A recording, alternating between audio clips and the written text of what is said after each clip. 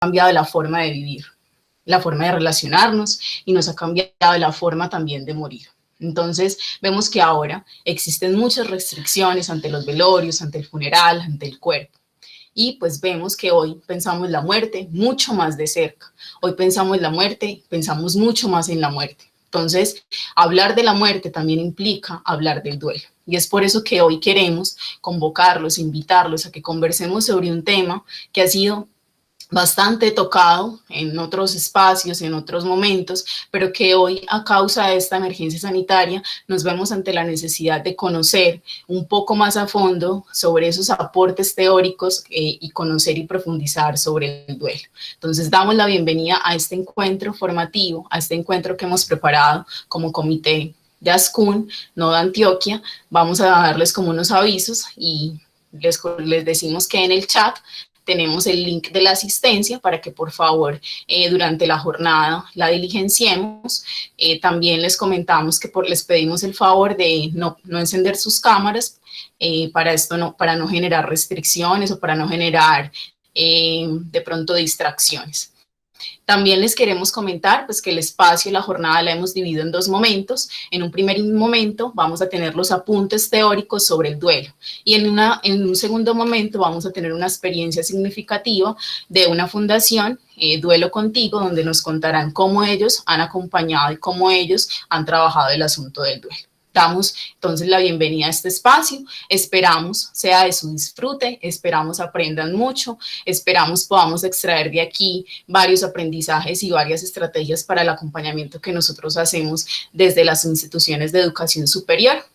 Y también comentarles que los espacios para pregunta van a ser una vez terminen las intervenciones de los profesionales que hoy nos acompañan. Entonces, una vez el profe Mario Alberto termine su presentación, vamos a abrir un espacio para sus preguntas. También les comentamos que en el chat pues vamos a colocar el link para que no olviden registrarse, porque pues les podemos compartir las memorias a los correos que allí nos reporten. Bueno, entonces sin más preámbulos, vamos a iniciar este espacio y hoy nos acompaña entonces en primera instancia el docente Mario Alberto Ruiz Osorio. Él es psicólogo egresado de la Universidad de Antioquia, es especialista en psicología clínica de la UPB, es magíster de psicología aplicada de la Universidad Colimo de México, es profesor de cátedra de la Universidad de Antioquia y es psicólogo clínico de la unidad de duelo de la funeraria San Vicente, sede Yarumal. Bueno, entonces damos la bienvenida, agradecerle al profe Mario por su espacio, por su tiempo, por estar aquí y acompañarnos en este evento que hemos preparado para todos ustedes. Gracias, profe Mario, por estar aquí y acompañarnos. Entonces vamos a dar paso a él. Adelante, profe.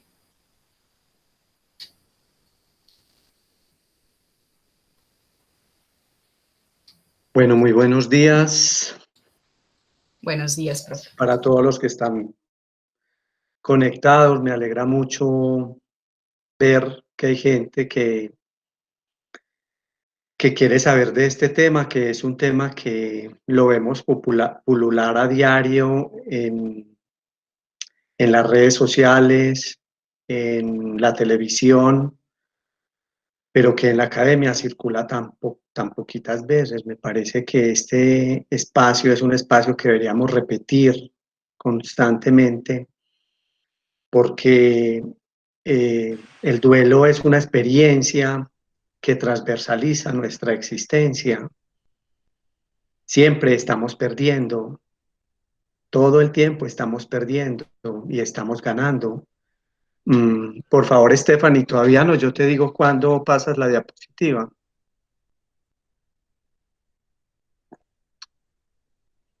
Entonces, esta experiencia diaria es una experiencia que nos debería convocar a tenerlo más cerca de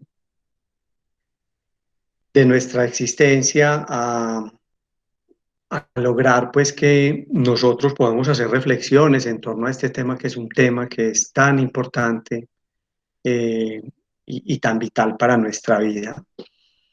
Yo he preparado una presentación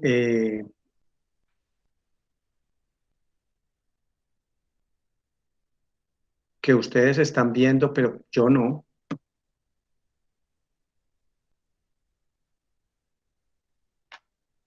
He preparado No, una profe. pregunta. Sí, necesito verla para guiarme, mujer. Sí, vamos a dar un momento, porfa, profe. Danos un momento, por favor.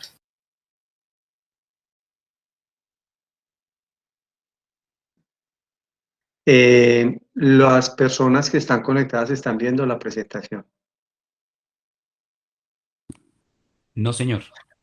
Ok, esperemos entonces que la coloquen nuevamente. No.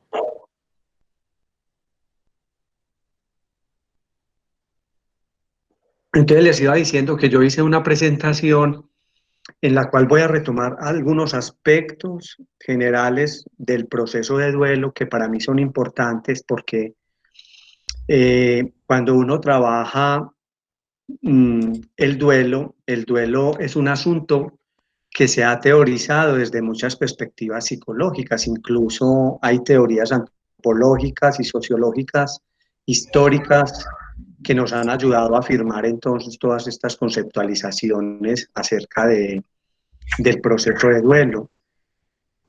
Particularmente hay dos perspectivas, unas perspectivas que son muy descriptivas, unas perspectivas que son más comprensivas del proceso de duelo. Yo me afianzaré más en una perspectiva comprensiva y por eso me parece importante que yo pueda señalar, eso no es mío para que sepan, ¿eh? Ese no lo...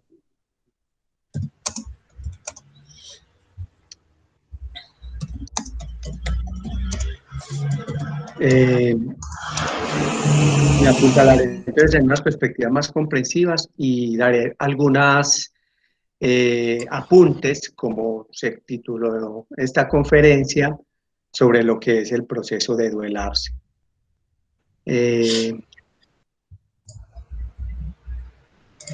¿Podemos pasar, por favor?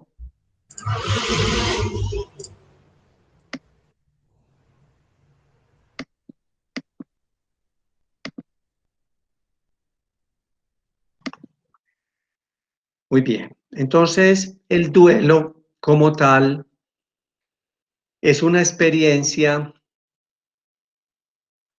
que conlleva siempre una pérdida. No hay duelo sin pérdida, podríamos decir. El asunto con esta experiencia de pérdida es que esta pérdida tiene una particularidad muy importante. Y es que esa pérdida tiene que significar para la persona que pierde. Nos hemos habituado a casi que hacer una traducción como que toda pérdida conlleva necesariamente a un duelo. Y eso no es cierto. El que le da el estatuto de duelo a la pérdida es la significación que para el doliente tiene eso que perdió.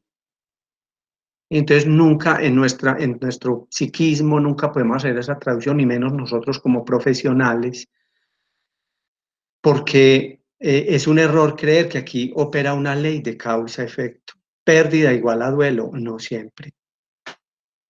Por eso es que nosotros podemos en la fenomenología, en la cotidianidad, ver que a muchos sujetos les puede pasar que pierden algo, pero ese algo no es significativo en su vida y o no lo es tanto.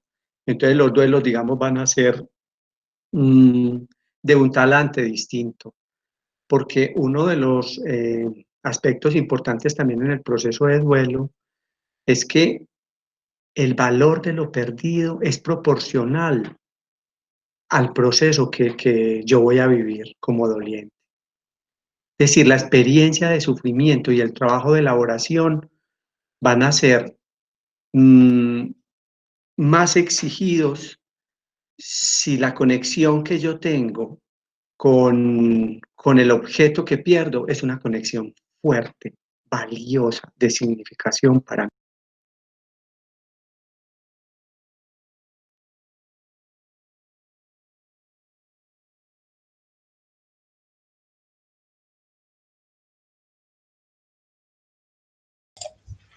Mario, se te fue el audio. Mm, No se escucha. ya, Sí, ya. es que hay un problema también como con la presentación que lo están señalando varias personas. Sí, profe Mario, en este momento vamos a hacer entonces un cambio de... Intentemos solucionar como la dificultad de la presentación y se pueda ver más grande. Entonces ya en este momento estamos haciendo el cambio de la presentación. Listo, muchas gracias. Entonces, ¿me escucharon la primera parte sobre la relación entre pérdida y significación? Sí, muy bien. Muy bien. Entonces vamos a avanzar. Las pérdidas son pérdidas que son reales o son simbólicas. Es decir, cuando hablamos de pérdidas reales, hablamos de objetos que son tangibles, seres amados, cosas, la mascota, por ejemplo. Es decir, hay algo en el orden del estatuto de la existencia del objeto que es visible a los ojos, que es palpable, que es tocable, que es perceptible. Pero hay otras pérdidas que llamamos simbólicas que Freud, Sigmund Freud las nombraba como abstracciones, que están referidas más a pérdidas que tienen que ver con nuestro psiquismo, hacen parte de nuestra interioridad y están relacionadas con los ideales, por ejemplo, con expectativas, con ciertas experiencias en la vida, por ejemplo, como la experiencia de seguridad, de confianza, eh, que también hacen parte del proceso de duelarse. Lo que pasa es que estas pérdidas son pérdidas que precisamente por su intangibilidad, por el no poder palparse, entonces no son tan visibles a los ojos de los demás, pero el padecimiento puede ser tan fuerte como cuando se pierde algo que es tangible, que es visible a nuestros ojos, a nuestra mirada. Ese objeto que se pierde es algo que debe ser añorado, añorable, ¿sí? Hay un profundo sentimiento de anhelo, una carga de anhelo, le llamamos nosotros, cuando se pierde algo que es muy valioso, que esa carga de anhelo hace que se experimenten sentimientos como la añoranza, por ejemplo, como el deseo de volver a estar con el objeto que se pierde, y eso va a generar y va a tener unas implicaciones en el psiquismo del tipo, por ejemplo, alucinatorio, de las presencias. Se habla mucho de eso en la clínica, uno escucha mucho con mucha frecuencia a los pacientes que hablan de estas experiencias y eso está relacionado con esta experiencia del añorar, del anhelo. Muy bien, y finalmente, en esta definición del duelo, es muy importante comprender que el duelo no es una experiencia que solamente pasa por el dolor y el sufrimiento. Esa es solamente una de las vertientes y es lo que usualmente nosotros solemos entender. Yo hago siempre un ejercicio con mis estudiantes al comienzo, al inicio del proceso de enseñanza y les pregunto por qué es duelo para ellos, qué significa eh, la palabra duelo cuando la escuchan, que se les viene a la cabeza, y todos los significantes que hay alrededor de esta experiencia son generalmente tristeza, llanto, eh, nostalgia, o sea, todos son sentimientos negativos, eh, digamos que es cierto que están ahí, porque uno de los componentes del duelo precisamente es ese, es la experiencia eh, de, de sentir dolor, de sufrir. Sin embargo, con Freud aprendimos, él fue uno de los, digamos, el primero que dio apuntes muy específicos sobre lo que es esta experiencia del duelo, que el duelo no es solamente este proceso, es también un trabajo activo que hace el doliente para buscar recuperarse, ¿sí? Para salir de ahí. Miren, en la clínica uno puede ver que puede pasar un buen tiempo en que un sujeto está en solo uno de los momentos de ese proceso y es en el dolor, en la pura queja, en la necesidad de demostrar y de traer a su narración el dolor que implica la pérdida de lo amado. Pero lo que uno puede ver también allí es que no hay un sujeto en posición de desear movilizarse hacia la recuperación, como si la queja fuera una manera de mantener vivo el recuerdo de su amado y de mantenerlo. Esto es muy importante entenderlo porque entonces eso a lo que nos lleva a pensar es que eh, necesitamos también saber cuándo un sujeto está en posición, ¿sí?, de querer trabajar sobre su proceso para poder fluir, para poder ir en un movimiento hacia la recuperación. Eh, Se volvió a ir la proyección. Pasamos, Stephanie.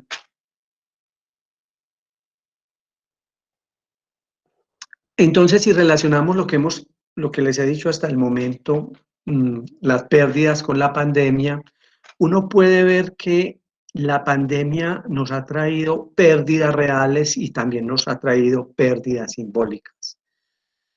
En el caso, por ejemplo, de las pérdidas reales, aparece la enfermedad y la muerte de los seres queridos por COVID-19. Y no solo por COVID-19, toda persona que muere durante esta época que estamos atravesando, en estos momentos que estamos atravesando, toda persona que tiene que enfrentarse a esa pérdida, le toca vivir la misma experiencia que le toca vivir a cualquier doliente de muerte por COVID.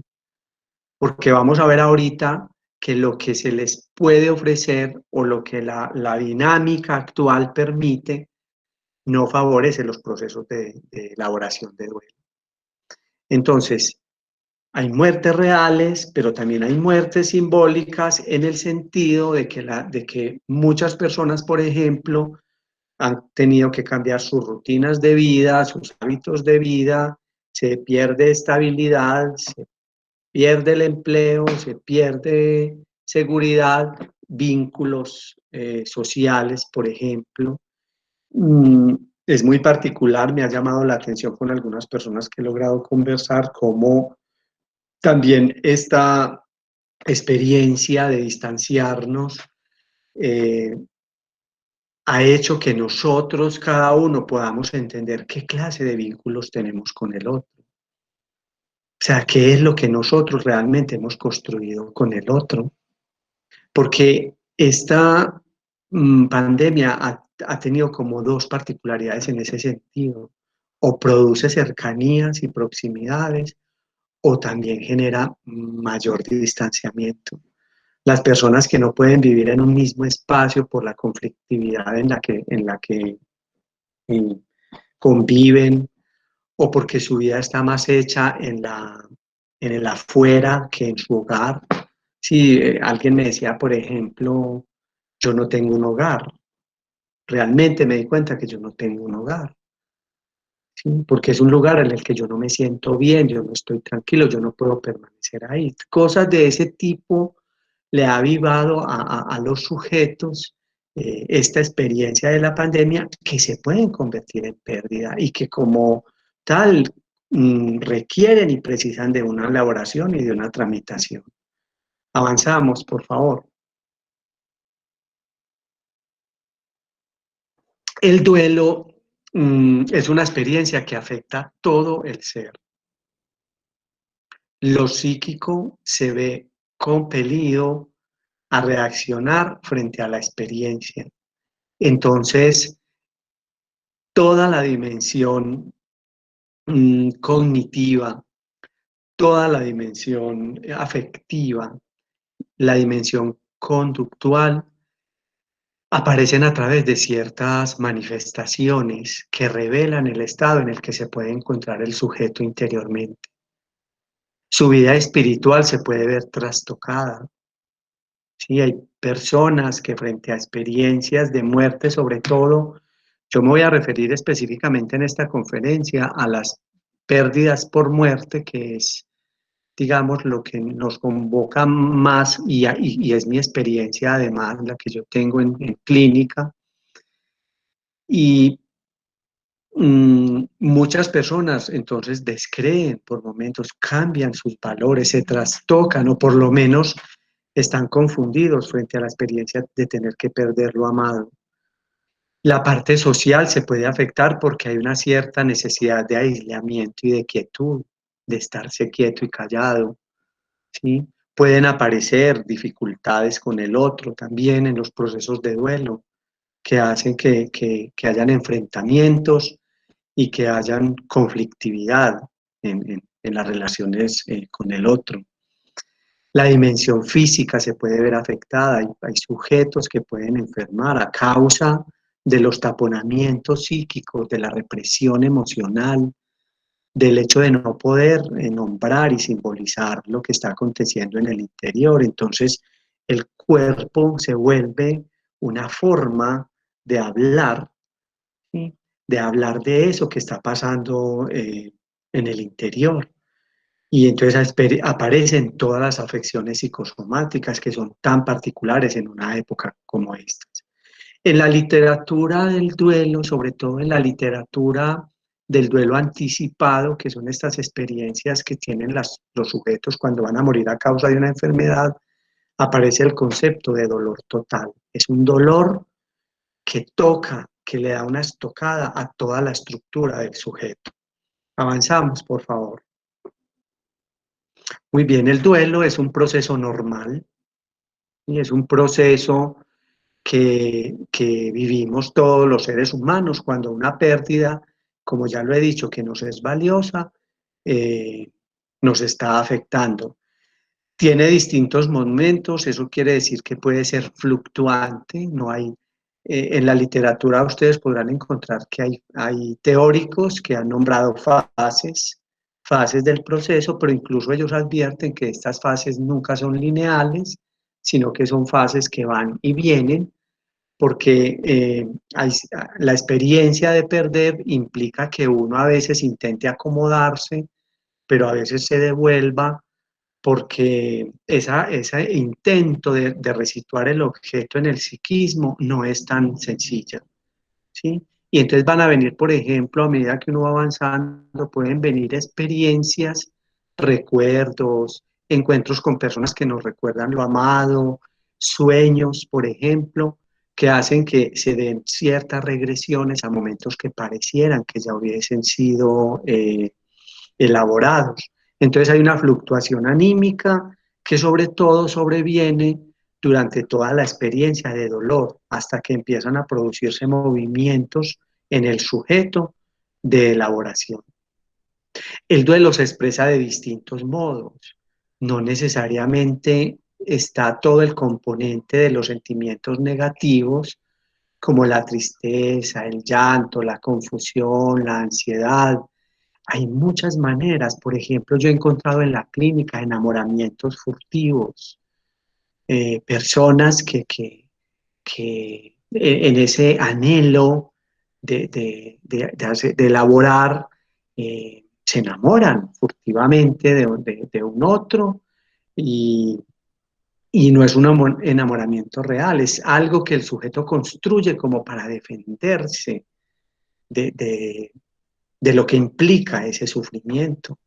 La hiperactividad, por ejemplo, una persona que está en constante actividad, que está haciendo 1000 cosas a la vez, eso puede ser una manera de defenderse. Entonces, no podemos centrarnos solamente en que el duelo, en lo que conlleva son experiencias de tipo solamente negativo en lo afectivo, sino que también hay muchas otras manifestaciones de las que nosotros tenemos que estar atentos cuando estamos trabajando con dolientes. Muy bien, y el duelo es también un asunto singular que le acontece a un sujeto en particular, y ese sujeto está, digámoslo, movilizado por lo que ese objeto que se pierde significa para sí, ¿sí? cada duelo es único, nadie puede vivir el duelo del otro. Nadie puede hacer que, que la experiencia funcione. En la clínica uno escucha muchas veces, incluso uno cuando trabaja en esto, hay personas que a uno lo buscan y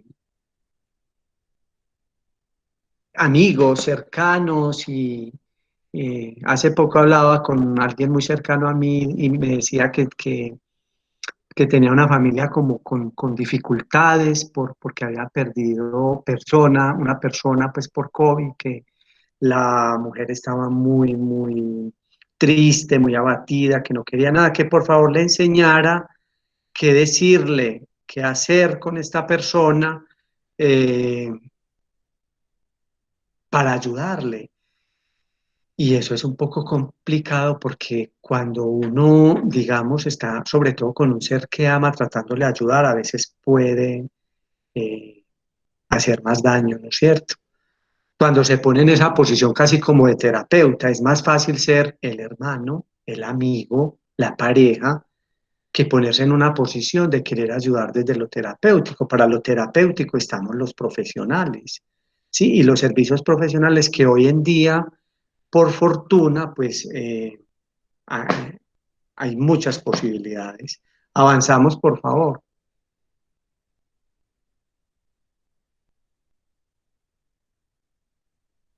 Stephanie, Profe Mario, yo quiero que si nos envían, Edwin. si nos envían por correo las diapositivas, porque están saboteando la charla, entonces las podríamos ir viendo y usted va explicando. Y, Muy bien. ¿Qué de manera, dicen los organizadores del evento?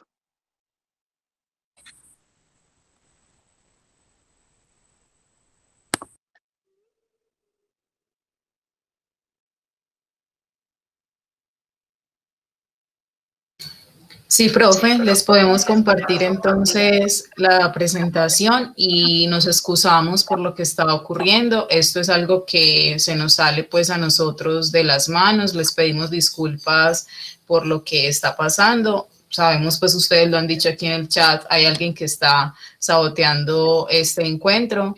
Entonces queremos pedirle disculpas a usted, profe Mario, y disculpas también a todos los que están aquí presentes. Les vamos entonces a enviar la presentación para que ustedes la vayan siguiendo y no tengamos inconveniente. Igual la voy a seguir presentando para omitir esos mensajes que están llegando y esas personas que están compartiendo la pantalla con esos mensajes indebidos.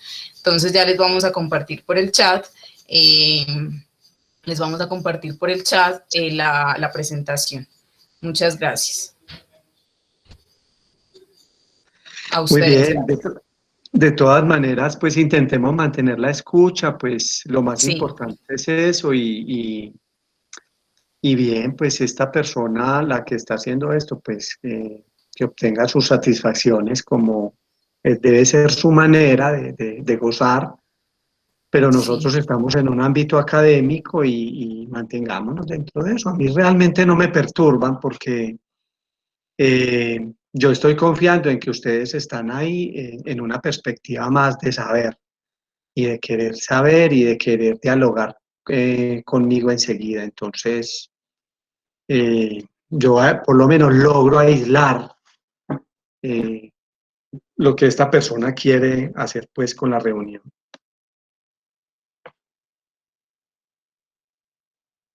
Entonces, ¿tengo que esperar o sigo avanzando? Profe, voy a compartir la pantalla y mientras tanto, si quieres, vas avanzando mientras les compartimos a ellos la presentación. Muy bien.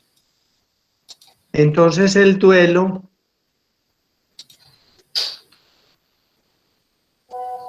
tomo esta frase de este autor argentino que dice, ingresar al duelo es abrir puertas a una tierra de nadie. Esta frase la pongo en dos sentidos. Quiero trabajar en dos sentidos esta frase. Una es en el sentido de de lo que acabo de decirles. El duelo, siempre que yo entro con un paciente a trabajar su proceso, siempre ingreso a tierra de nadie, y también él lo hace, porque cada duelo, incluso uno no genera callos para hacer duelos, callos psíquicos, perdónenme esa expresión, que eso no existe, pero se me ocurre en este momento. Porque, insisto en eso, siempre va a tener que ver el dolor, cada dolor está vinculado con cada objeto por el cual nos dolemos. Entonces, siempre entro en una tierra de nadie, a explorar allí qué está pasando, y eso hace el paciente, qué está pasando en ese instante con él, en una situación que le está generando displacer y malestar. Pero también quiero usar esta frase porque cuando a mí me convocan a pensar este asunto de duelo y pandemia, duelo y COVID-19, yo también siento que entro a una tierra de nadie, porque así yo tenga unos elementos teóricos y clínicos que me permiten leer la realidad de un modo, digamos, cercano, sigue siendo para nosotros una incógnita la manera como el duelo se está manifestando en estos momentos. Y sobre eso vamos a tener que investigar y que teorizar un poco más, ¿sí? Porque apenas estamos viviéndolo, estamos en el puro presente y necesitamos ir cabalgando a medida que este proceso va aconteciendo para que nosotros podamos hacer unas lecturas lo más fidedignas posibles a la realidad.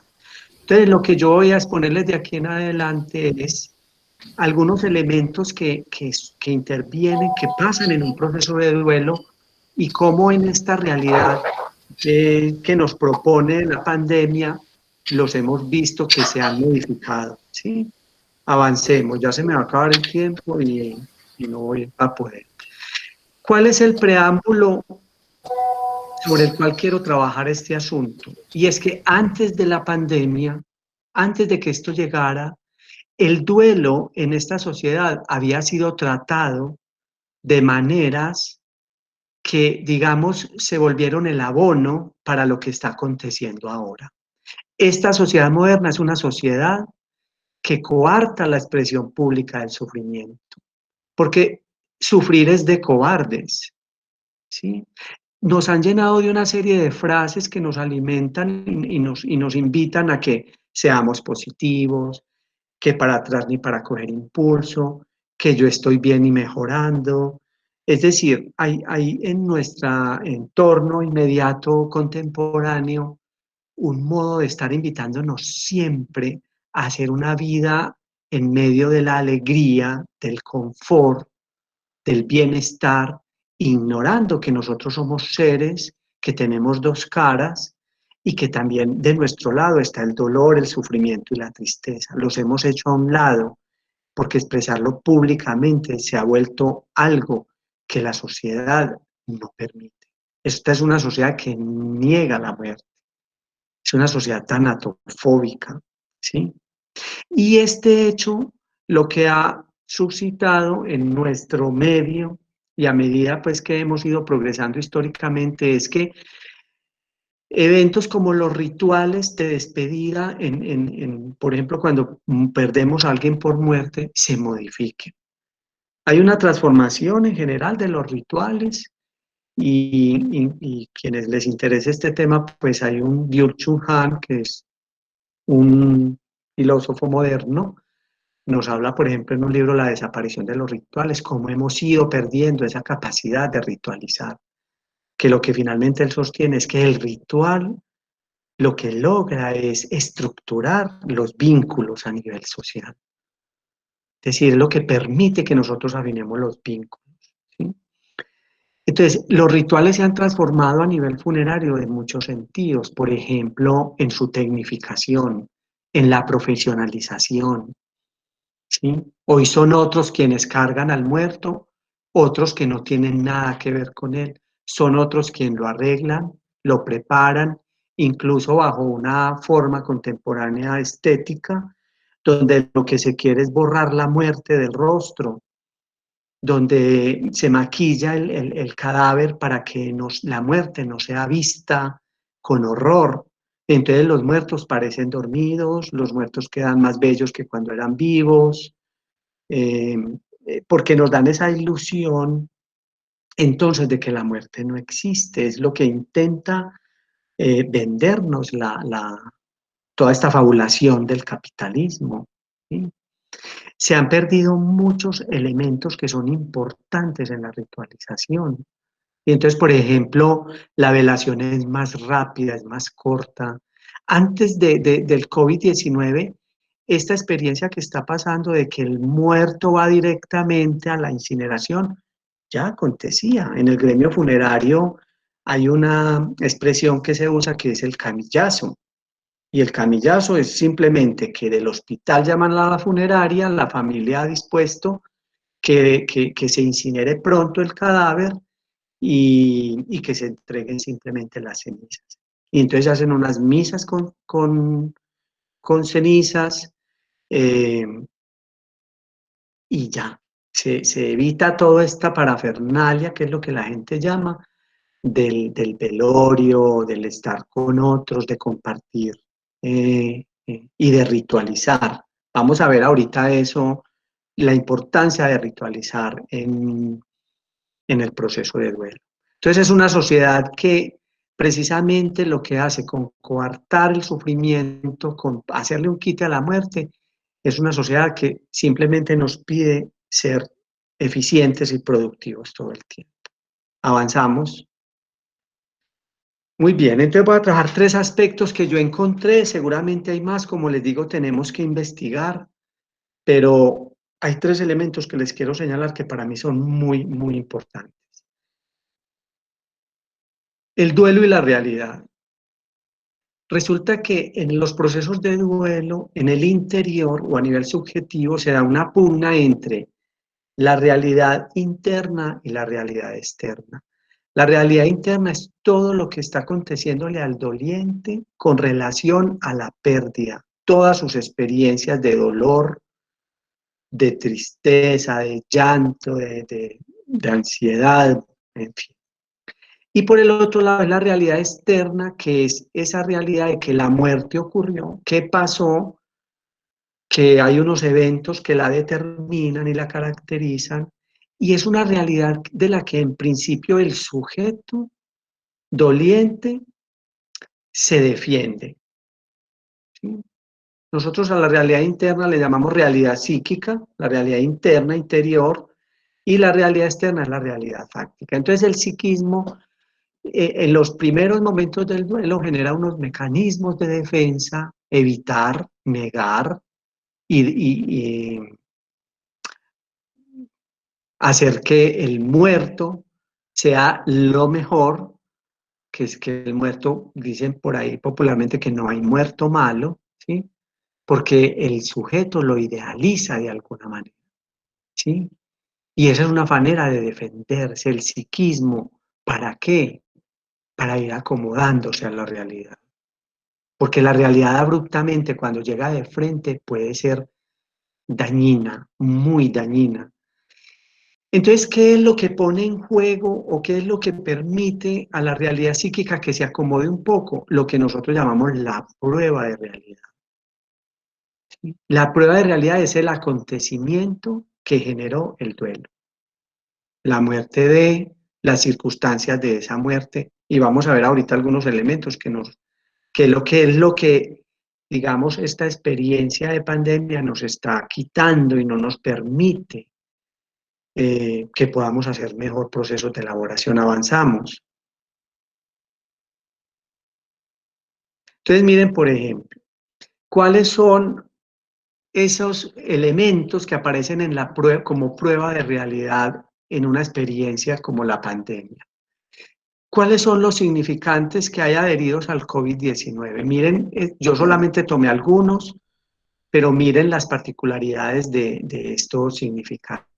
Virus, pandemia, silencioso, invisible, mortal, riesgo, peligro, está en cualquier parte. Es algo hasta paranoide, ¿no? Sí. Si nosotros miramos, miren que es muy particular porque si ustedes van y hacen esa misma experiencia, por ejemplo, con la palabra SIDA, ustedes a la palabra SIDA le van a encontrar significantes particulares que horrorizan un poco la relación con esa enfermedad. Y lo mismo vale para el cáncer o para el Alzheimer. Entonces el COVID-19 ha alcanzado ese estatuto, ¿sí? El estatuto de ser algo ignominioso, algo que afrenta al sujeto, ¿sí? De otro lado, algo que está en el orden del doliente es que su ser querido muere solo, porque una vez que sale de su casa el enfermo y es llevado a una UCI internado, por ejemplo, probablemente ya no se le vuelve a ver. Y este morir en soledad del otro genera mucha impotencia, porque yo creo que hay algo del orden de lo humano que está en todos nosotros, que se llama la compasión, que es querer acompañar y estar con el otro en los momentos de fragilidad y de vulnerabilidad, ¿sí? Es hacer que ese otro se sienta a gusto hasta el final en nuestra compañía. También está el hecho de que esta enfermedad tiene algo de incierto y de enigmático. Y también el hecho de que una vez la persona sale de la casa y es llevado, digamos, a la hospitalización y luego entregado como muerto, ni siquiera entregado, pero eso produce algo del orden de lo incierto y de lo enigmático. Entonces se genera la incertidumbre, que la incertidumbre es típica de duelos muy específicos, como por ejemplo el duelo por la desaparición forzada o el duelo por suicidio, que son gusanos psíquicos. La incertidumbre se vuelve un tormento y una manera de interrogar el proceso que, que es muy, muy difícil para los sujetos, que es, digamos, hace que el proceso sea un poquito más complejo. Entonces, al final no hay presencia, entonces no hay constatación de la pérdida. ¿Qué quiere decir esto? Que con relación a la prueba de realidad, el psiquismo queda librado a lo imaginario. El sujeto solo puede imaginar lo que pudo pasar. Y de hecho, hoy en día, alrededor de todo esto, se han tejido muchas creencias, por ejemplo, como que la gente eh, no tenía COVID y que en el hospital le dio y que por eso se murió, o que en el hospital le pagan a los médicos por cada muerto que logren entregar, en fin. Y eso uno lo escucha en la consulta y es algo pues que también dificulta esa relación con la realidad en el proceso de duelo. Avanzamos.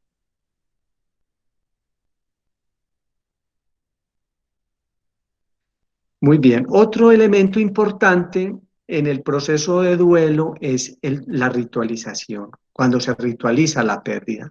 Entonces, específicamente los rituales en el duelo son acciones simbólicas cuya finalidad es hacerle un homenaje al fallecido, hacer cierres y despedidas, ¿sí? Entonces, ¿cuáles son sus funciones?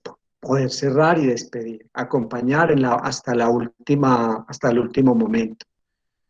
El duelo, cuando se hacen los rituales, favorecen, miren eso que les hablaba ahorita, de que si esta es una sociedad que no permite la expresión pública del dolor, los velorios permiten eso, permiten que allí haya una escenificación del dolor. También la solidaridad y compañía del otro, que hagan presencia.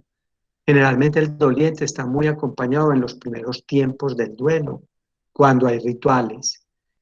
También los rituales son un tiempo y un espacio instituido para adaptarse a la pérdida. Hay un lugar, el velorio, las novenas, el entierro, todo eso hace parte de unos actos que tienen en sí mismo un tiempo y un espacio donde uno va ingresando de a poco en el proceso de la pérdida.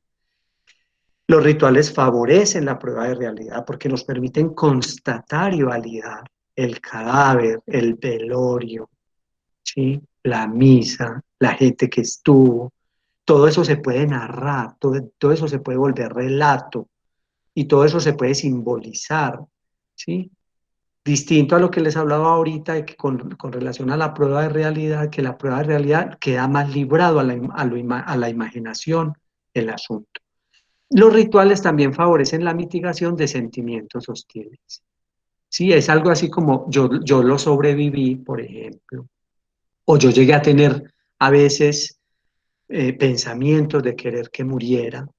Entonces, digamos que los rituales son una forma de exculpación. El sujeto allí le da un entierro digno y una despedida digna a su amado y eso mitiga de alguna forma las posibles culpas que pueda sobrevenir después. Avanzamos. ¿Qué pasa cuando no hay rituales? Entonces, miren lo que dice el Ministerio de Protección, lo que dispuso. El manejo, traslado y disposición final de cadáveres por COVID, se debe evitar la realización de rituales fúnebres que conlleven reuniones o aglomeraciones de personas. Entonces, no hay despedida, hay ausencia de rituales. La muerte del ser amado es una muerte anónima, se vuelve una cifra de pandemia, uno más. Yo escuchaba una vez en las noticias que alguien que entrevistaron por esta experiencia de no haber visto a su ser amado, dice esta expresión, es que se desencartan del cuerpo, ¿sí? Y esto obviamente tiene un impacto en el sujeto, cuando el sujeto doliente enfrenta esto, tiene un impacto en su psiquismo. Entonces, ¿qué le queda a los sujetos? Hacer rituales personalizados o virtuales. Y aquí también tenemos un trabajo por hacer. ¿Cuál es la eficacia simbólica de esto? Yo en los rituales personales creo mucho, porque incluso es algo que lo aplico como técnica en mi trabajo con pacientes. Pero en los virtuales tenemos que seguir investigando al respecto sobre la eficacia de eso. Entonces este duelo, podríamos decir así, es un duelo más solitario, ¿sí? El hecho de no ritualizar, el hecho de no tener la compañía social, el hecho de que no hayan otras presencias puede hacer que ese duelo sea más solitario. Avanzamos. Dice Luis Vincent Thomas, es un texto que deberían buscarse a los que les guste este tema, el primer capítulo de la muerte, una lectura cultural, es muy interesante. Dice, dado que el rito cumple una función terapéutica necesaria para el equilibrio mental de los sobrevivientes, su decadencia puede resultar perjudicial. Eso de alguna manera pues lo que hace es constatar lo que acabamos de decir. Adelante, vamos a avanzar hacia el final para ir cerrando porque ya estamos como sobre el tiempo. No, devuélvete. Ahí. Entonces, finalmente el tercer elemento que retomo es el proceso de elaboración de duelo para pensarlo con relación a esta pandemia. Ya dijimos que el duelo es dos cosas, sufrimiento por un lado, trabajo por el otro. Ese trabajo lo que implica es un esfuerzo que el sujeto hace para salir adelante y fluir en un movimiento hacia la recuperación. A veces esto lo leemos en la clínica de maneras que son muy simples para nosotros, pero fundamentales para un sujeto. El hecho, por ejemplo, de que una mujer, después de 4 meses de vestir de negro todo el tiempo, llega con una blusa de un color pastel al menos, pero cuando uno interroga por eso, entonces escucha cosas como es que ya no quiero estar con ropa tan oscura, es que ya quiero salir de esa oscuridad. Y esos mínimos movimientos nos van hablando de que hay un sujeto dispuesto como a la recuperación, que quiere empezar a salir. O yo ya empecé a retomar mi vida, o yo ya disfruto algunas cosas que hago, o yo ya no pienso tanto en mi ser querido. O sea, hay movimientos que hablan de la recuperación. Yo me opongo rotundamente a lo que he leído en muchos artículos sobre esto. No hay cosas todavía como muy elaboradas y muy académicamente como muy valiosas todavía, pero me opongo cuando hablan de que estos duelos son duelos complicados. Estos no son duelos complicados. La literatura del duelo nos ha dejado un gran problema a los teóricos, y es que la palabra complicado es una palabra muy complicada para jugar con ese término, porque es una palabra que se presta a mucha interpretación, ¿sí? Y el duelo complicado tiene dos criterios que son fundamentales para uno discernir cuándo un duelo es complicado o no. Por un lado, la exacerbación sintomática, son síntomas muy severos, muy fuertes, por un lado, y el otro criterio es, y de una duración en el tiempo. Entonces, con 6 meses de pandemia no podemos hablar de duelos complicados.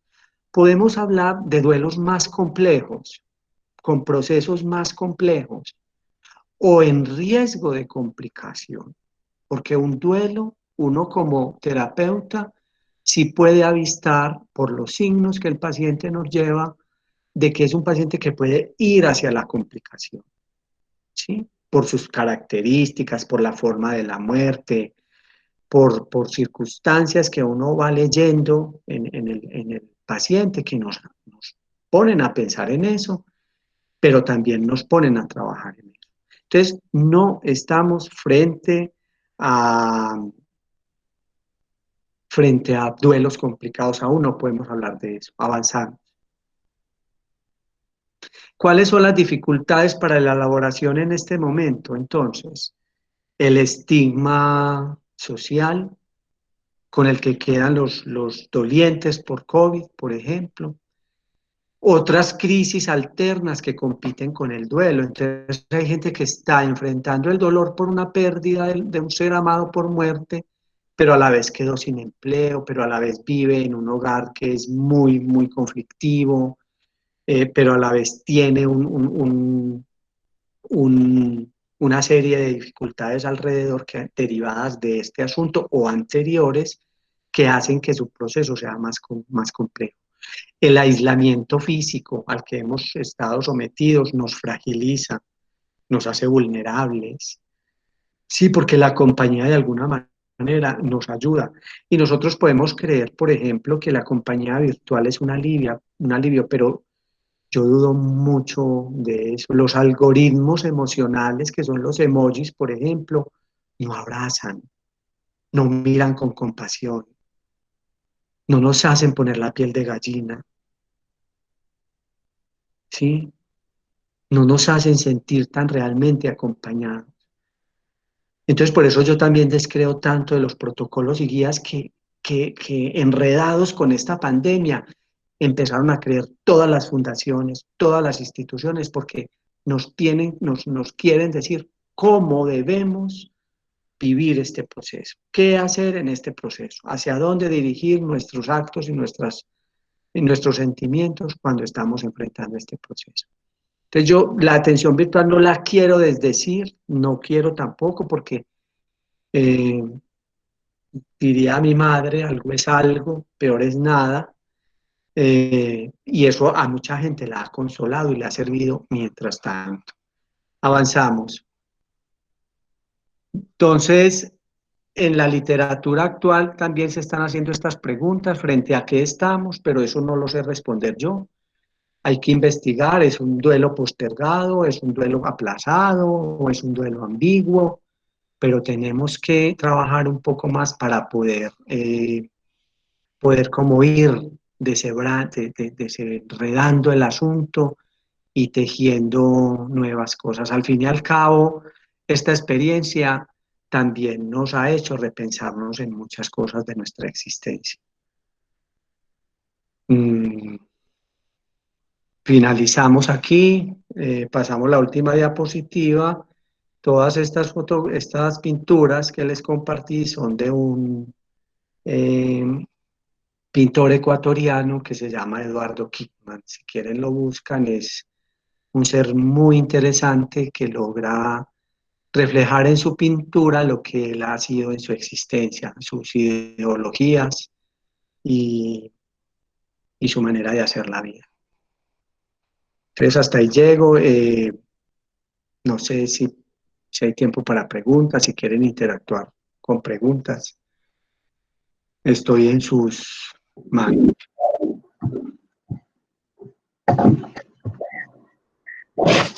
Buenos días para todos. Profe, sí, en este momento tenemos varias preguntas en Adriana, mi profe. Mi profe que yo adoro, les cuento.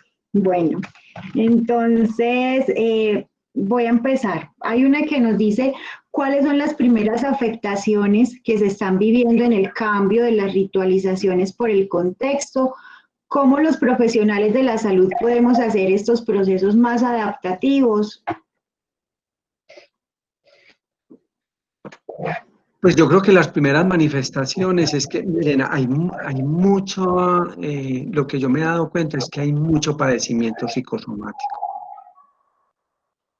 El cuerpo es una de las formas como se está expresando mucho esta experiencia, inclusive en los niños. Yo tengo un colega que lo vi por ahí ahorita conectado, un colega que trabaja con niños y los niños están muy afectados también, como desde sus conductas de ansiedad, desde sus conductas alimenticias, porque el cuerpo es una manera como se está reflejando mucho esto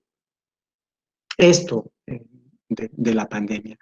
Con relación a qué hacer nosotros frente a todas estas formas de manifestación y expresión, nos queda la ritualización personal, es decir, que las personas hagan rituales personales, que las personas no dejen, digamos, de hacer actos que le permitan, de alguna manera, poner en el afuera lo que adentro está siendo tan complejo. Un ritual personal, por ejemplo, es hacer un altar al doliente, tener una caja de recuerdos con la que se va llenando de objetos y de cosas. Escribir, esta es una experiencia, por ejemplo, que yo uso mucho en mi clínica y es el paciente que lo desee, que quiere, le propongo el ejercicio de la escritura para que siempre se intente reflectar o poner allí lo que pasa adentro como una manera de tramitación y elaboración. En la unidad de duelo de la funeraria, por ejemplo, hace poco se hizo un proceso con dolientes en el que una persona por vía virtual les enseñó algo de cómo realizar animaciones y cortometrajes, y en este momento están en una exposición toda la semana de los cortometrajes de los dolientes. Eso es muy interesante. Son las maneras como nosotros intentamos o se intenta jalar a los sujetos a que avancen hacia el trabajo de elaboración. Sí, Adriana. Cuando una persona tiene un duelo no elaborado de 10 años, por ejemplo, y a raíz de ello presenta síntomas de ansiedad generalizada, ¿cuál es la manera más adecuada de proceder con ese consultante? ¿Trabajar ese duelo primero o primero la ansiedad? Habría que definir si el cuadro de ansiedad es un cuadro que es particular a esa subjetividad, ¿sí? Si ese sujeto es alguien que presenta el cuadro en diversas circunstancias, es decir, es algo característico de su personalidad, de su estructura, pues yo creo que lo que hay que trabajar es eso, porque el duelo lo que va a hacer es simplemente reactivar el cuadro, va a hacer que ese cuadro sea un cuadro pues, mucho más manifiesto. El duelo siempre, siempre es un disparador, eso es muy, muy interesante también en la clínica, porque miren, incluso cada nuevo duelo tiene la capacidad de ser como una caña de pescar que se lanza con un anzuelo al psiquismo para arrastrar otras circunstancias de la vida que no están elaboradas. Sí, el duelo reactiva siempre. Entonces uno en la clínica es muy frecuente que se encuentre que una persona que tiene determinadas particularidades en su personalidad se vean más manifiestas, o que duelos anteriores que fueron, digamos, guardados, taponados, salgan a la superficie y emerjan. ¿Sí? Yo siento que habría que trabajar al unísono, pero haciendo énfasis, si eso es parte de la estructura de personalidad, habría que focalizar más la ansiedad. Pero si es el duelo el que simplemente hace que surja eso, pues se trabaja el duelo y detrás de eso vendrá también como la respuesta del sujeto en un nivel de elaboración pues diferente. Profe, hay dos que las voy a unir. Una es cómo trabajar el duelo con los niños durante la pandemia, teniendo en cuenta que muy posiblemente no podrán asistir a ritos como el velorio y las exequias. Y la otra pregunta es, en nuestra sociedad, ¿qué otros rituales públicos tenemos que no sean bajo la perspectiva de la religión católica específicamente?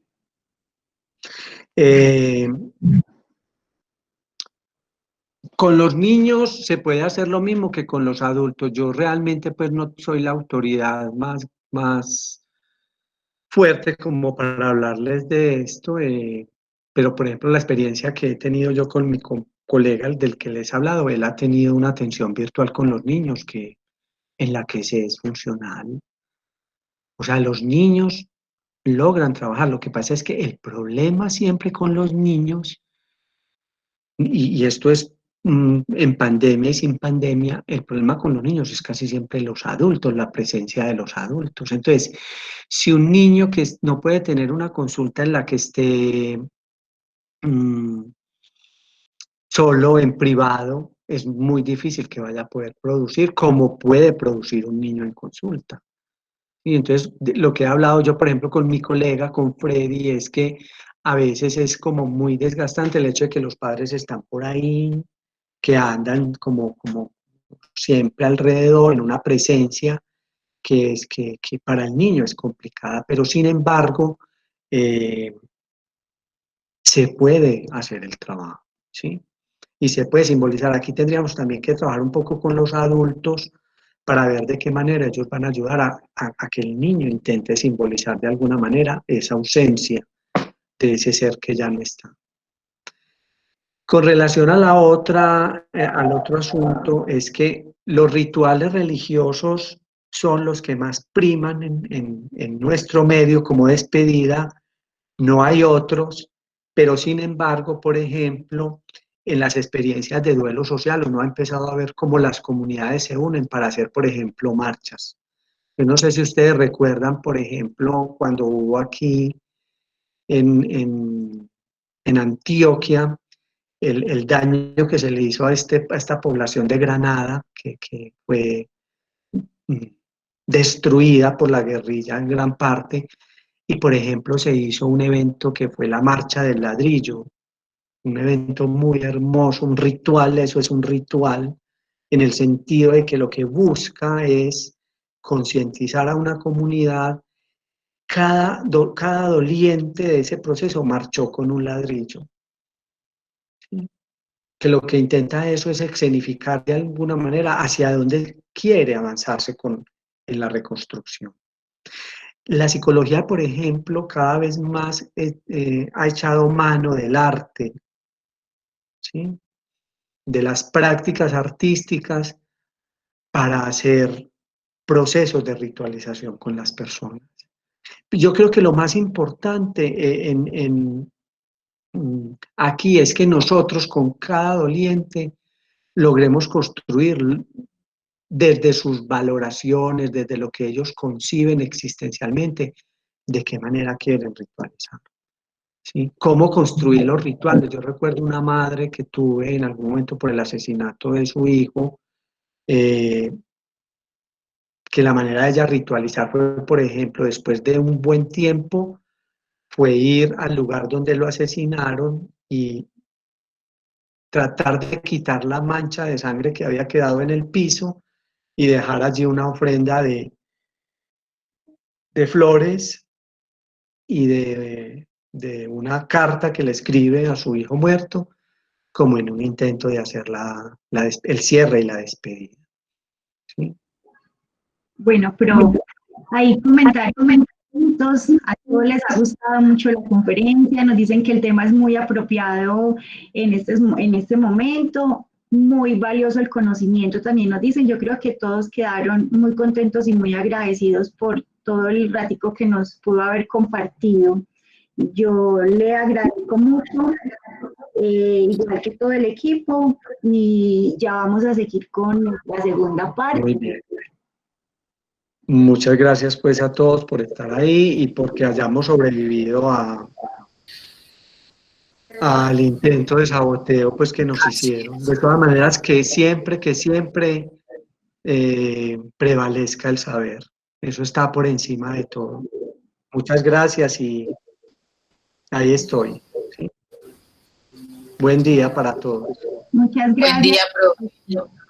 Muchas gracias. Les recordamos, por favor, a todos los asistentes, mantener las cámaras apagadas para que sea más fluida la señal y no se nos entrecorte mucho. Les agradecemos. Bueno, continuando entonces con este espacio de formación, vamos a continuar con Ana Carolina Calvo. Ella es cofundadora de Duelo Contigo. Vamos a seguir comprendiendo un poco más acerca de esta temática tan necesaria, importante en estos tiempos y de siempre, no solo ahora, pues la muerte siempre nos ha de acompañar, solo que ahora está más de frente. Ana Carolina, es psicóloga egresada de la Universidad CES, cofundadora de Duelo Contigo, con experiencia en el cuidado de la salud mental de las personas mayores. También acompaña a personas al final de la vida y sus procesos de duelo. Damos las gracias a Ana Carolina, a Duelo Contigo, por estar presente en este evento, en esta actividad que hemos preparado desde el Nodo Antioquia, Desarrollo Humano y Promoción de la Salud. Gracias por estar aquí. Adelante, Ana Carolina. Buenos días, Stephanie, muchas gracias. Primero, gracias por la invitación a compartir la experiencia que hemos tenido estos meses en este espacio que es muy valioso. ¿Comparto yo la presentación? Sí, dale. Si vemos que presentamos inconvenientes, ya vamos revisando. Vale.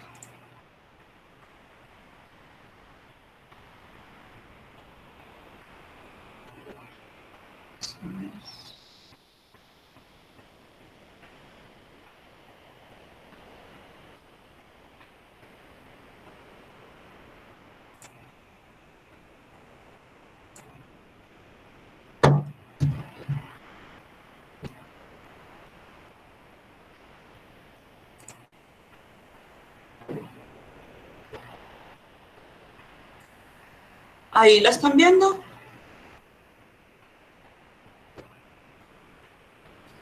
Todavía no.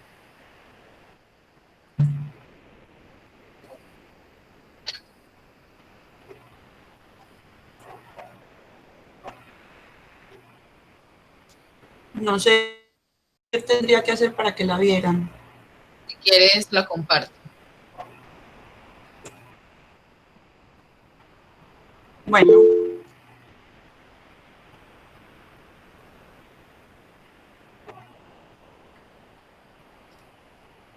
Ahí puedes ver. Sí, ya se está bien. Listo, gracias. Sí.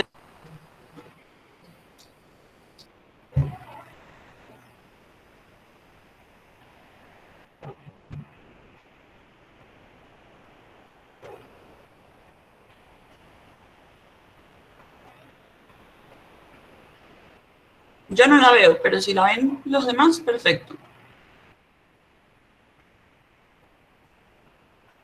Ahora sí.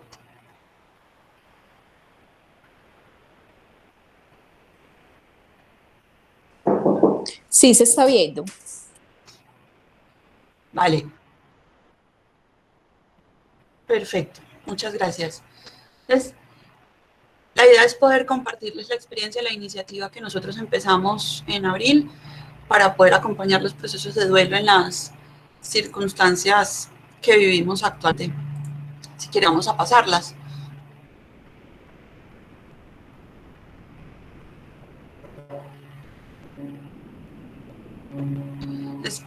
Creo que la presentación de el profesor Mario deja muy claro toda esa contextualización del duelo. Es una experiencia que nos transversaliza toda la existencia, implica ajustarse a una realidad donde un alguien muy significativo ya no está y por eso lo consideramos vital.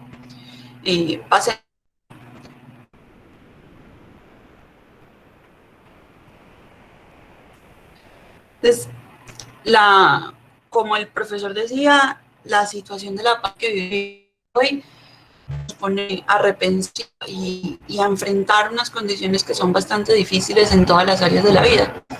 Y la muerte como algo asociado directamente a la vida no se va a quedar por fuera de eso. Y sigamos, porfa, en la presentación. Entonces, hay unas características que de hecho el profesor ahora mencionaba, son muertes rápidas e inesperadas. Nos contagiamos, normalmente los cuadros empeoran muy rápido, se evoluciona la enfermedad con mucha velocidad y se da la muerte que la familia normalmente no lo espera. Es una muerte sin posibilidades rituales por todas las restricciones de tipo social que tenemos hoy. La velocidad del contagio lleva a que en una misma familia se den múltiples pérdidas por la misma causa. Entonces encontramos familias que tienen 3, 4 muertes, todas por COVID. Y las restricciones, al no tener rituales, al no poder reunirnos, el apoyo social, también hay una percepción de que se ha limitado, se ha disminuido. Esa es la muerte, y el duelo se vive en soledad. Entonces, frente al duelo propiamente encontramos unos factores diferenciales en esa forma de vivirlo durante la pandemia. Por un lado, la imposibilidad de cuidar la enfermedad y la muerte, y no podemos acompañar a nuestros seres queridos en la enfermedad por los riesgos de contagio que tiene. No podemos hacer funerales, entonces tampoco podemos homenajearlo. Hay una limitada comunicación con los profesionales de la salud. Eso en la psicología de la salud tiene un peso muy importante porque las personas necesitamos entender cuál es el proceso de enfermedad, qué pasa con nuestro ser querido, qué siente, cómo lo siente, si tiene hambre, si tiene sed en ese momento al final de la vida. Y la comunicación en este momento con los profesionales de la salud es telefónica, cuando ellos puedan, y es muy rápida. Entonces no hay mucho espacio para hacer preguntas, no hay mucho espacio para saber y reducir la incertidumbre. La ausencia de un cuerpo para despedir y la restricción de los rituales, que limita esa prueba de realidad que mencionaba el profesor. Entonces, poder constatar la muerte se vuelve muy difícil y eso genera una incoherencia, una disonancia y dificulta así la integración de la muerte a la vida. Como dijimos ahora, las restricciones en las reuniones sociales tienen impacto en la sensación de apoyo. Hay una multiplicidad de discursos frente a la COVID en redes sociales, en los medios de comunicación, muchos se contradicen. Entonces, no hay una sensación de seguridad y certidumbre tampoco frente a lo que está pasando y eso impacta en la vivencia del duelo. Y el estigma sobre la enfermedad y la discriminación que no aplica solamente a los profesionales de la salud, sino a quienes han perdido un ser querido por esta enfermedad o incluso tienen la enfermedad. Pasemos.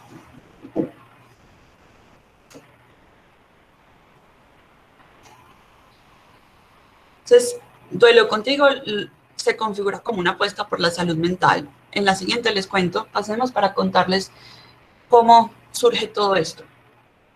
Entonces, nosotros empezamos con preguntas. Por allá en febrero, viendo las noticias de lo que estaba pasando en Europa, ya era muy claro que la situación iba a llegar a Colombia. Hay experiencias personales y profesionales cercanas a la muerte y el duelo y empezamos a imaginarnos todos estos factores, cómo iban a impactar en esa vivencia del duelo. Y lo difícil que era imaginarse a uno mismo en ese lugar. Y viene la pregunta, desde lo que nosotros hacemos, desde la psicología, que cómo podemos aportar, qué podemos hacer para tratar de mitigar un poquito. Entonces empezamos a ver las necesidades, empezamos a ver lo que se estaba haciendo, los rituales virtuales, hay velorios virtuales, hay muchas cosas que se están dando. Sin embargo, desde la psicología encontrábamos muy poco o nada realmente. Y ya pues teníamos la idea construida Entonces fue hagámosle, le hacemos. Y el 19 de abril lanzamos nuestra página, empezamos en redes sociales y empezamos a trabajar. El 20 de abril tuvimos el primer registro. Hacemos.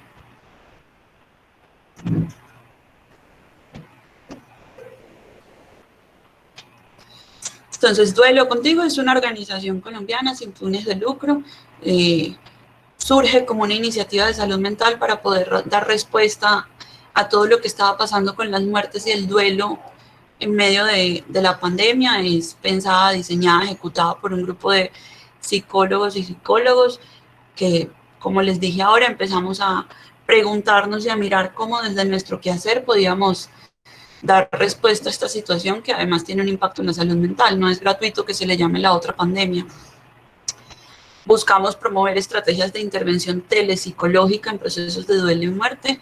Las condiciones nos llevaron de una vez a construir todo esto desde la telepsicología, a pensarnos desde ahí, a dar una respuesta psicosocial asociada a la salud mental en esta emergencia, porque la muerte y el duelo, no, aunque es un proceso individual, se vive en familia, se vive en comunidad, entonces tiene un componente psicosocial que es muy grande.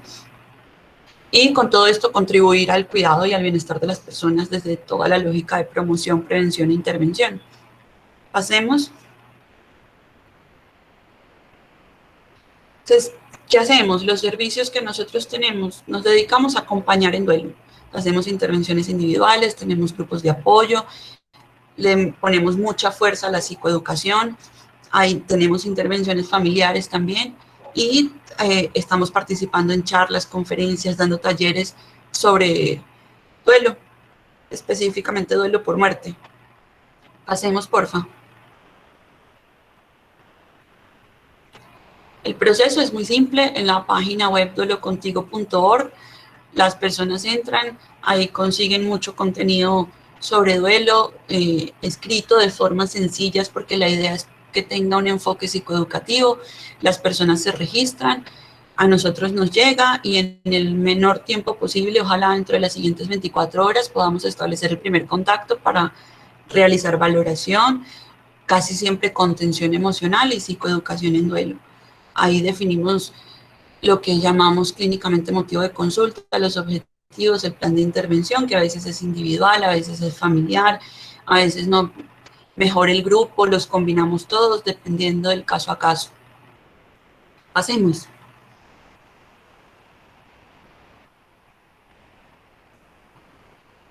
Nuestras herramientas son todas las que la virtualidad nos permite, ¿sí? Y especialmente lo que esa persona, el doliente, puede acceder.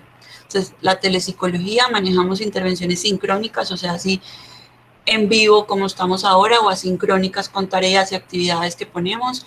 La psicoeducación, como les dije, es una herramienta fundamental. Es muy útil cuando las personas logran comprender lo que está pasando, porque nos educan para la vida y no para la muerte. Y dentro de todo eso, la narrativa, el poder hablar y narrar la historia de esa persona y la historia de la muerte también es una herramienta muy potente. Las estrategias psicoeducativas se mueven por la página web, por las redes sociales, todo nosotros lo movemos desde la virtualidad y ya este tipo de conferencias y charlas que también tenemos un componente muy fuerte en lo psicoeducativo. Pasemos. Les quería mostrar cómo hacemos parte con la narrativa. Entonces tenemos la idea de hacer memoriales virtuales siempre acompañados. No es lo que conseguimos en las diferentes páginas donde podemos escribir en un muro que es algo de un único momento, sino que lo hacemos en proceso. Entonces tenemos un material que es este rosado que ven a la izquierda, donde hay unas preguntas orientadas a la elaboración de las tareas del duelo, que la persona va respondiendo poco a poco, sola si quiere o acompañado con nosotros. Y las que ven a la izquierda es el material que nos va resultando de las intervenciones familiares que hacemos, que muchas se hacen en el sentido de hacer un homenaje. Entonces, pasa tranquila. La narrativa nos permite resignificar, por eso es tan importante para nosotros. Uno no narra una experiencia dolorosa dos veces igual. Pues a medida que la vamos contando, la vamos transformando y vamos encontrando aspectos valiosos para la propia vida. Hemos tenido un alcance en estos meses, hasta ayer, 4.133, hemos tenido 4.133 visitas en la página por 2.877 usuarios. De esas visitas se han generado 7.012 visualizaciones de las diferentes partes de la página. Nos hemos encontrado que la gente lee sobre duelo y por lo que nos han dicho las personas que hemos acompañado, les sirve tanto para ellos como para poder acompañar a otros. Pasemos, porfa. Desde el 19 de abril hemos tenido 125 registros en nuestra página. De esos, 77 han sido personas que sus duelos son por muertes por COVID, sospecha de COVID o por cualquier otra causa, pero sus procesos se han visto afectados por la pandemia, bien porque la familia está regada en diferentes países y no pueden viajar, porque no pudieron hacer un ritual, eso tiene un impacto gigantesco. Entonces, son personas afectadas por la pandemia. Y hasta el momento llevamos 8 intervenciones familiares realizadas. Hemos tenido otras participaciones, estuvimos en el programa de charlas de sobremesa que se hace por Facebook Live de Noticias RCN, nos han llamado de distintos medios digitales sobre muerte, la Universidad CES con la unidad de familia nos han dado espacios para webinars, para conversatorios con, por ejemplo, los practicantes de psicología de la clínica CES, también hemos podido compartir con ellos. Venezuela Migrante, donde con los migrantes se junta el duelo migratorio con los duelos por pérdida. Pasemos.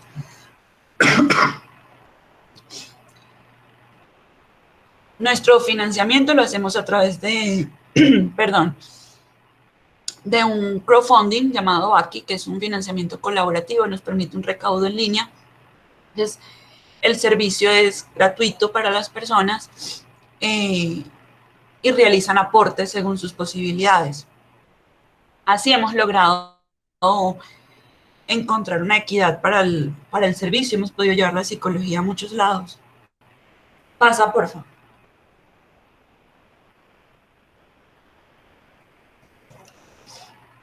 Entonces, ya frente a lo que nos hemos encontrado, tenemos 3 enfoques. Por un lado, el doliente, los retos para el psicólogo y la telepsicología, que la situación nos ha obligado a ir ahí y es interesante lo que hemos encontrado. Entonces, pasemos.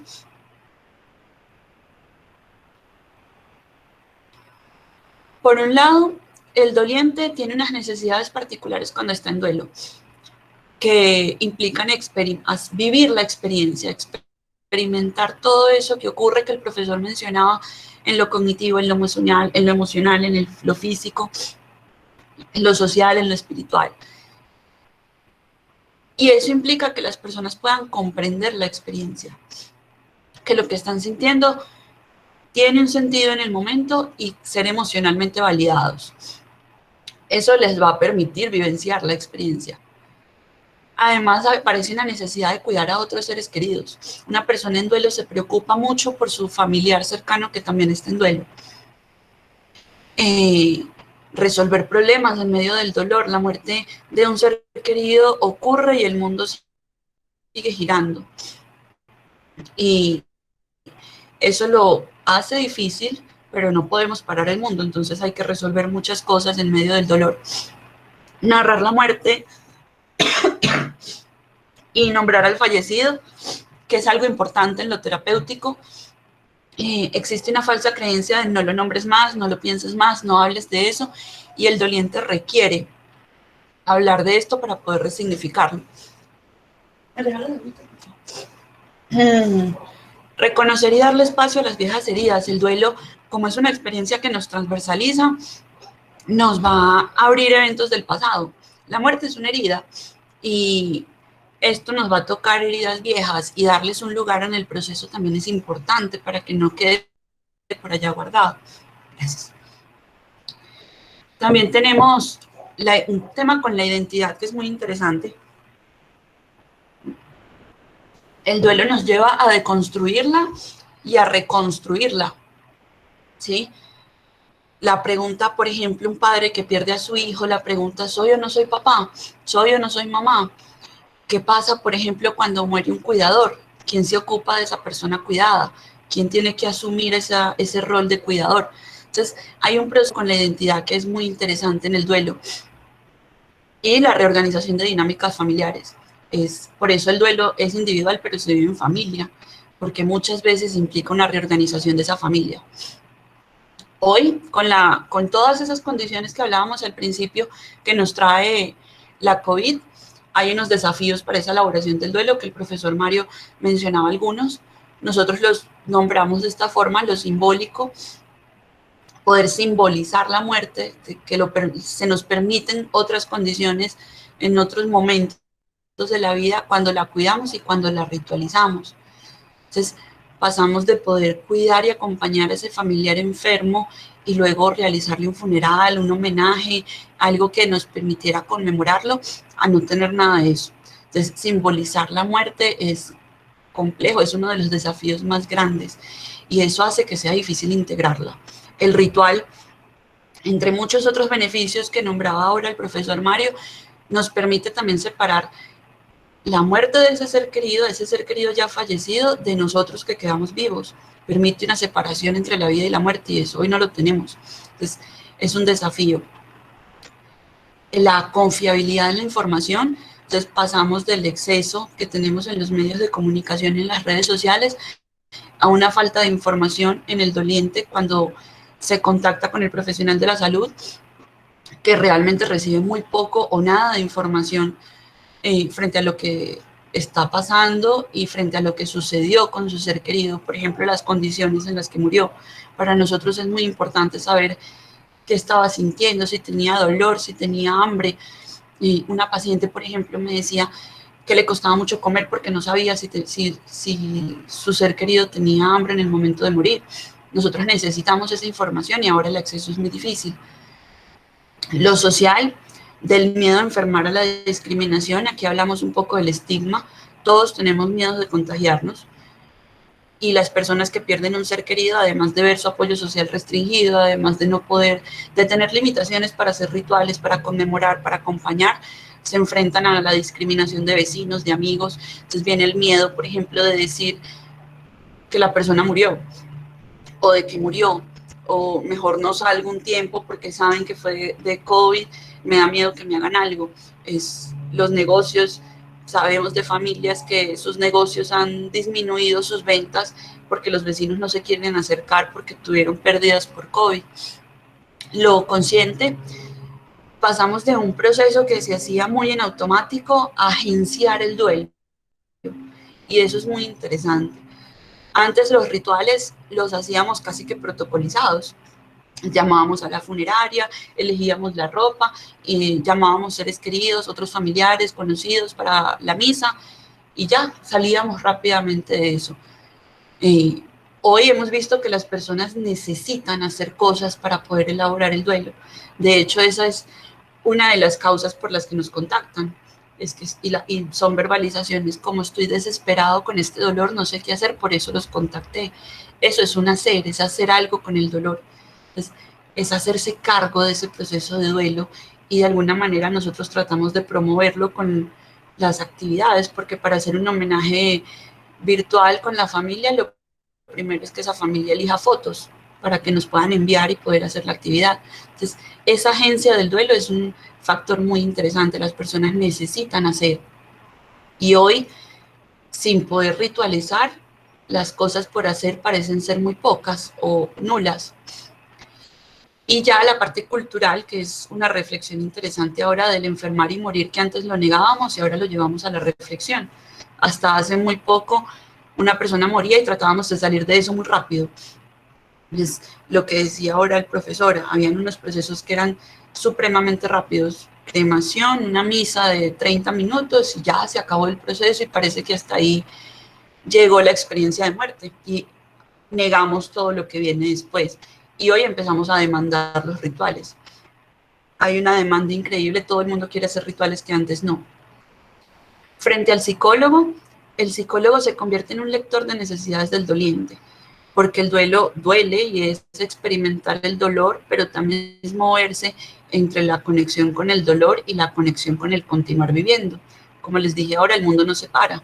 Hay que seguir cuidando a los niños, hay que seguir trabajando, hay que seguir viviendo y haciendo cosas, y eso a veces no es tan fácil. Entonces, si uno ve a la persona muy conectada con el dolor, lo validamos, lo comprendemos y también tratamos de llevarlo a lo funcional. Por eso hacer es tan importante. Y si está muy conectado con lo funcional, vale, perfecto, qué bueno que estés pudiendo continuar, pero ¿cómo te estás sintiendo frente al otro? Pasemos. Entonces hablamos acá del psicólogo como un jardinero que cuida una flor y miramos si esa flor para poder estar bien necesita abono, necesita sol, necesita agua. Es una metáfora que escuché en un curso hace poco que me pareció muy bonita porque es ese rol del cuidado.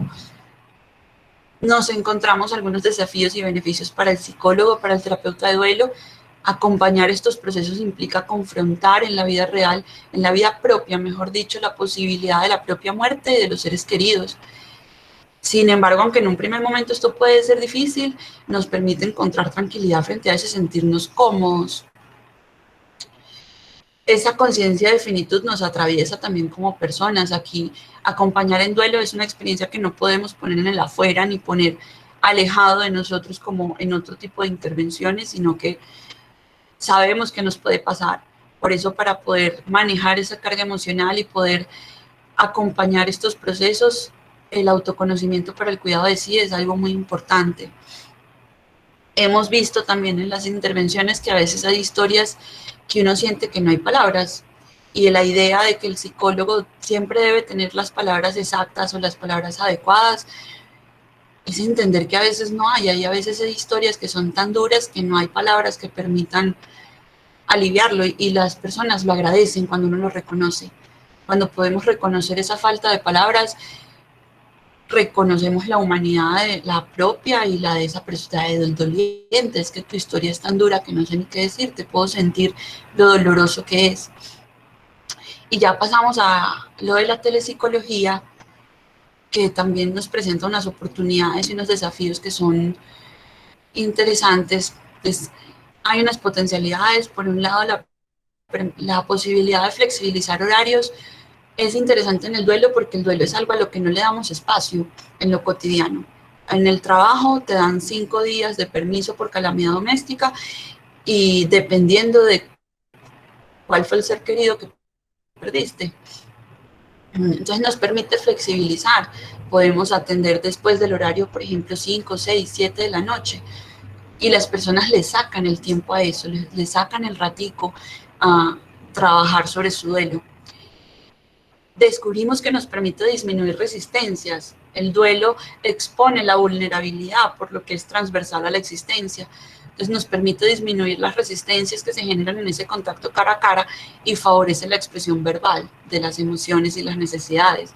Entonces, las personas que hemos acompañado, que ya han tenido procesos con psicólogos en presencial, en contextos convencionales, nos dicen que esta forma de alguna manera les hace más fácil la expresión. Se sienten más cómodos, que eso es interesante, porque al principio no sabíamos que tan cómodo, tan fácil iba a ser para ellos. ¿Para quién iba a ser más complejo? ¿Para ellos como pacientes o para nosotros como terapeutas? Favorece el apoyo inmediato, equitativo y accesible. Solamente necesitamos un teléfono, por eso hemos podido llegar a tantos lugares, y esto es muy útil en la situación de emergencia que vivimos hoy.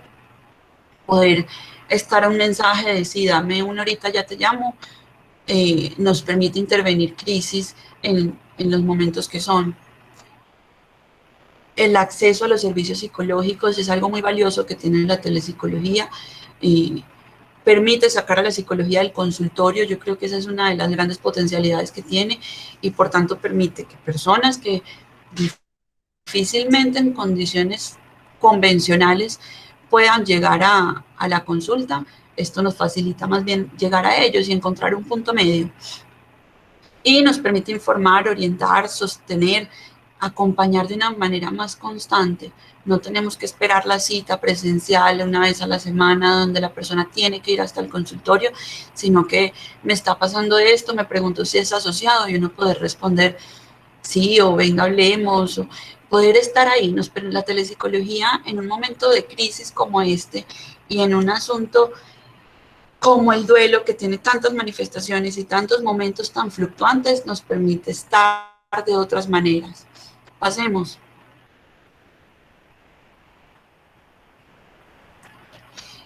Y claramente tiene unos desafíos que yo creo que también se pueden convertir en oportunidades.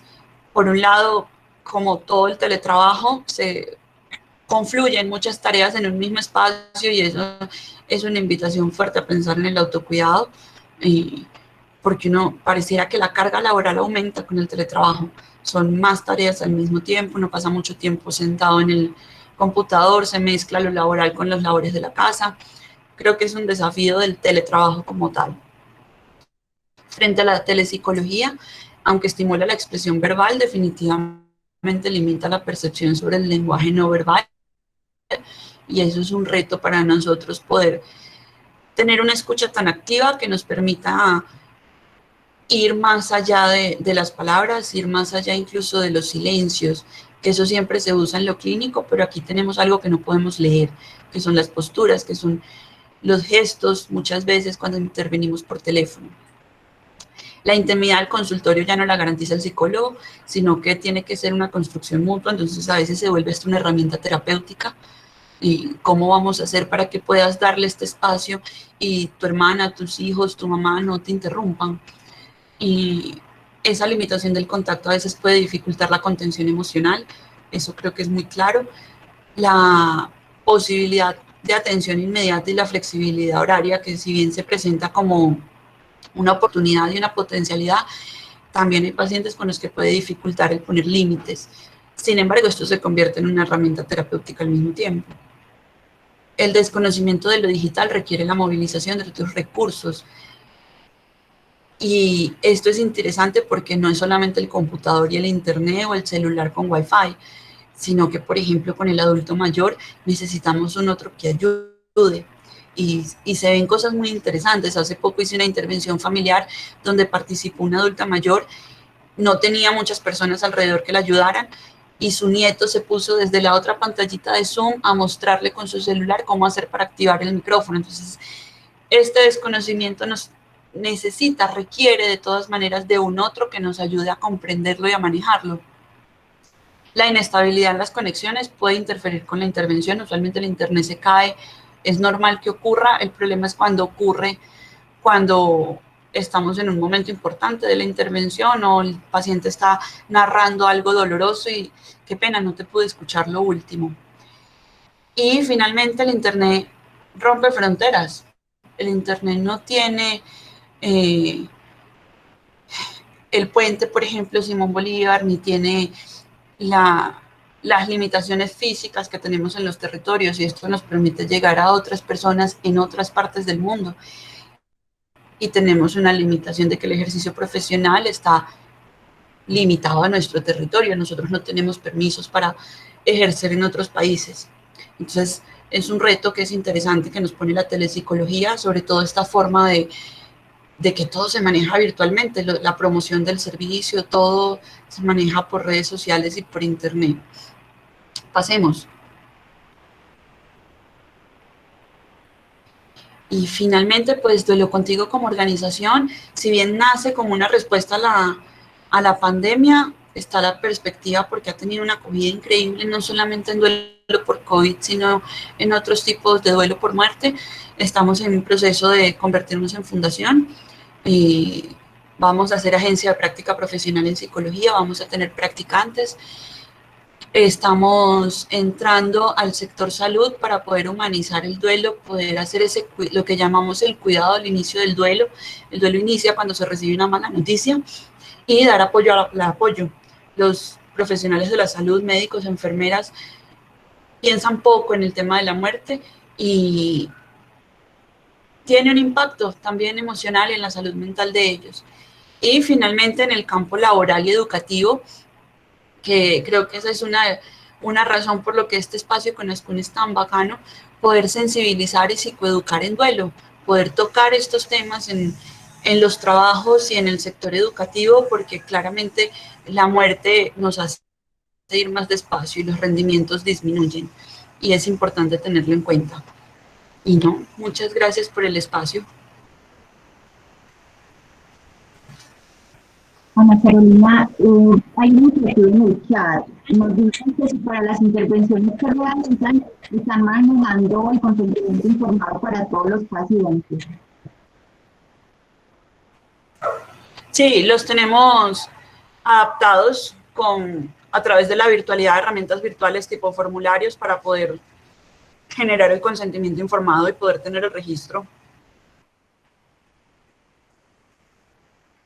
Bueno, en el momento solamente vi esa inquietud. No sé si de pronto alguien tiene otra pregunta que le quieran hacer a Ana Carolina y que podamos aprovechar esos minuticos que nos quedan.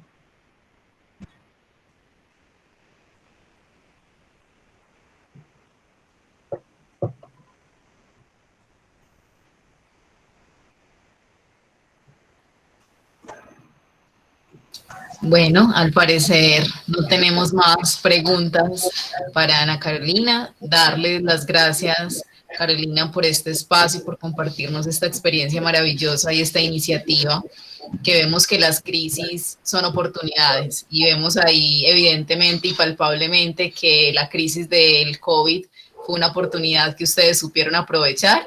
Y bueno, para eso son las crisis y las dificultades. Muchas gracias por compartirnos esta maravillosa experiencia de gran aprendizaje. A todos muchísimas gracias por su participación. Qué pena, veo por acá una pregunta que dice ¿cuáles son esas principales estrategias terapéuticas que han tenido efectos positivos en los pacientes que han abordado?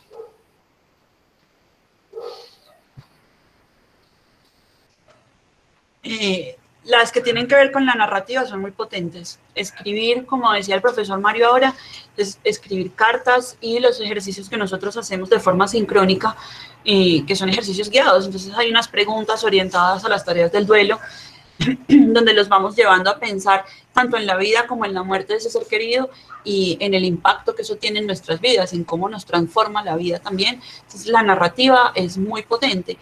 Y por otro lado, hay una palabra que parece no tener mucha coherencia con los temas de muerte y duele, pero es la creatividad, ¿sí? La gente es muy creativa, entonces estimular la creatividad del doliente también es muy potente. Entonces, dibujar, por ejemplo, es algo que funciona mucho. El que hace esculturas. Entonces, al principio la idea era ayudarles o acompañarlos a hacer ese memorial conmemorativo a través de herramientas que nosotros pudiéramos proporcionar, pero nos hemos encontrado es con que las mismas personas pueden hacer la canción, entonces le escriben canciones a ese ser querido. Tenemos una familia que está haciendo todo un monumento, un farol con una placa, una cosa muy bonita para guardar las cenizas. Entonces, estimular la creatividad nos permite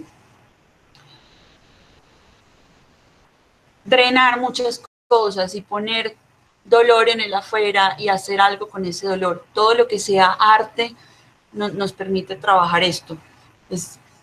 Son de las herramientas más fuertes que tenemos y creo que el hablar, lo verbal, poder narrar y conversar sobre las cosas también es una estrategia fundamental.